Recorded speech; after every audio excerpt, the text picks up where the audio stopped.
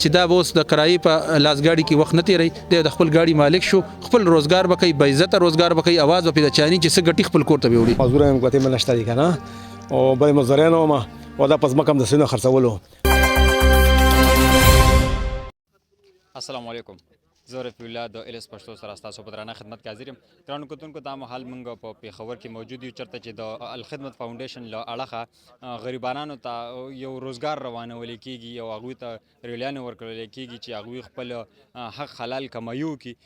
دلته موږ سره ځوانان موجود دي چاته ریلیانې میلاو شوي دي. په دې حوالې سره به د دوی پوښتنه کوو چې دا څونه مفید دي او داسې یا حکومت له یا نور څونه ګوندونه دي هغوی له څومره پکار ده چې دا قسمه کارونه روان کړي څنګه چې الخدمت روان کړي دي او دوی ته یو د کاروبار مواقع فراهم کی او د غلط کارونو په ځای یا د حرام کمایي په ځای خلک خپل حلال کاروبار روان کی. موږ سره اوس دوی نه څه پوښتنې لرو. موږ سره خالد وقاص موجود دی چې د الخدمت فاونډیشن د کی پی کې صدر دی. په دې اړه به دوی سره خبر کوو دوی دا کوم د روزګار د سکیم روان کړی دی. سر د ټولو نه وړاندې خو تاسو ډېر شکریا او دا راته بیا ووایي چې دا کوم تاسو دا سکیم روان کړی دی روزګار دا نو د دې طریقه کار سره پهله هم به دې طریقه کار پوهه کوي او بیا څونه خلکو ته تاسو روزګار ورکړو.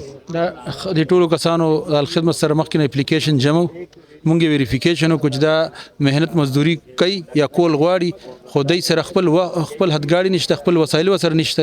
الخدمت دا د ډونرز په تعاون سره ول دا هدګاړي ورکا لاسګاړي ورته وای جدید لاسګاړي ګوره او دا سدي کې چې کم فروټ دي یا سبزیان یا نور آیټمز دي عام وته ورکل او سنکتم وته ورکل د پاره دي چې دا اوس د کرایي په لاسګاډي کې وخت نه تیری دی د خپل ګاډي مالک شو خپل روزګار به کوي باعزته روزګار به کوي اواز به د چانی چې څه ګټي خپل کور ته وړي. د دې نه علاوه تاسو ته په دې روزګار کې سکیم کې تاسو څونه خلکو ته روزګار ورکړی یا دا سلسله څونه پورې روانه وي مخکې مستقل روانه ده د ویډیوز لپاره بیل ده دې لپاره دا اوس په دې دا درې پروګرامونه دي مخکې مکل یو چترال کې وکړو جنوبي وزیرستان کې مکل پېښور کې مزبیان پېښور کې وکړو نو روانه مستقل مچ سمره ډونر ساوند راځي په دې مت کې ستاسو په ذریعہ خپل ډونر صداوي کچا سره مدد کول غواړي نو راشي د عزت لار ده چې په خپل خپل ودرو هغه هر څوک چې هغه د حرام په لار راځي جرایم ته زی په غلاګانو په سیغي د پر خدا ډیر یو ټیک خبره زکه چې دې کې برکت ده.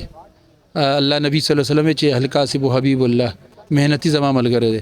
السلام علیکم. وعلیکم السلام جی. بابا جی د ټولو نه وړاندې راته خپل نامه ووایي بیا چې نن تاسو د الخدمت فاونډیشن له طرفه دا کومه ګاډۍ میلا شوه یا د تاسو دا کوم روزګار دا مواقع چې درته درکړي که نه دغه شان نورو خلکو ته دې حوالې سره به څه ویل غواړئ جی؟ بس ما نوم محمد زاهد ده او پېښور بورډ ګل آباد کې پاتې کېږم.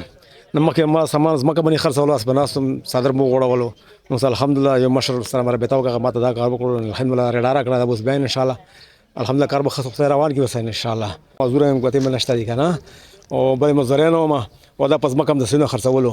تاسو د عمر په دې حصہ کې مطلب خپل روزګار کوي حلال کمایي کوي نو ځوانانو ته څه پیغام ورکول غواړي؟